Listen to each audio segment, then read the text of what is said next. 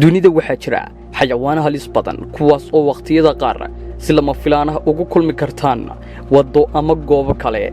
muuqaalkeena maantuna waxa uu ku saabsan yahay xayawaano duurjoog ah kuwaas oo si lama filaan ah dad iskula kulmeen waddada dhexdeeda. waa maalin nasiib badan kadib markii darawal si dirqi ah uga badbaaday xayawaanka loo yaqaan sakaarada.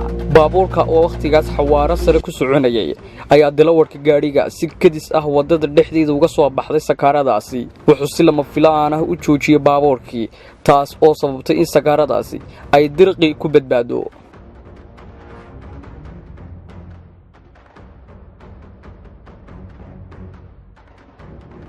xilli habeenimo ah ayaa dacwadani oo socota xeebta ay la kulantay haweeney. kadib waxaa isku dayday dacwadani in ay cunto haweeneyda. nasiib wanaagsi dacwadan ayaa keliya lugta gabadha ka saartay sharabaad ay xidhnayd haweeneydu.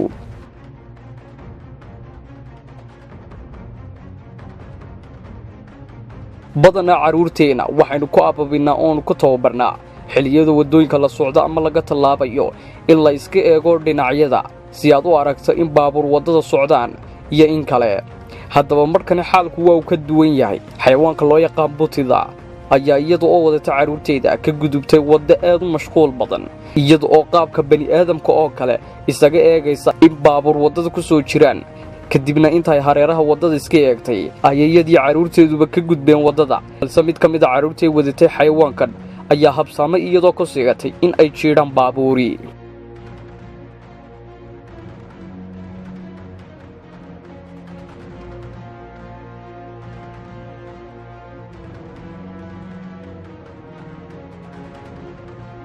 yeygu waxuu ka mid yahay xayawaanada ugu halista badan ee dilayaasha ah. haddaba maxaad samayn lahayd haddii si lama filaan ah uu kaaga soo horbaxo? nin sawir qaade ah ayaa yidhi, annagoo socno waddada waxaa naga soo horbahay xayawaanka loo yaqaan yeyga. waxaan isku daynay inaan dhaafno, balse geer ayuu naga joogsaday. kadibna waa uu nagu soo dhaqaaqay oo waddada bartankeeda ayuu joogsaday. nasiib wanaaga yeygan uma xiise qabayn baabuurka. wax yar kadibna waa uu iska tegay. laakiin dadka baabuurka saaran habeenkaa waxay u ahayd habeen naxdin badan oo lama filan ku noqotay. sidaas ayayna kaga badbaadeen yeygani.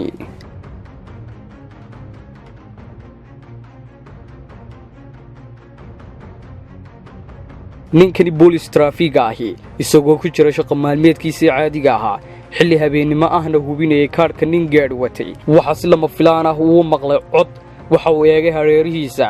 indhihiisa ayaa qabtay tiro xayawaana kuwaas oo u muuqday kuwo gaajo ama baahi hayso.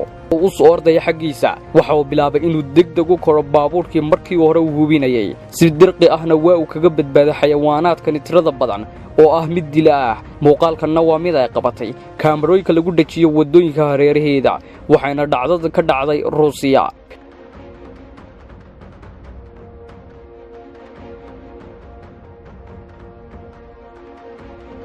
waxaynu ognahay in xayawaanka deeradu orodkiisu uu yahay mid dheereeya, si aad ahna mararka qaar dhulka uga sare kacda iyadoo ay caawinayso booditaankeeda dheer. ninkani darawalka ah waxay maalintani u ahayd maalin cajiib ah. kadib markii isagoo wata baabuurkiisa si lama filaan ah uu arkay xayawaanka loo yaqaan deerada oo si xawli ah ku socota, iyadoo baabuurkani iyo dhulkaba si aad ah uga dulbooday. dhacdadanina darawalkan waxay ku noqotay mid uu rumaysan waayay sida kadiska ah ee uga soo horbaxday ee ay u badbaaday una booday.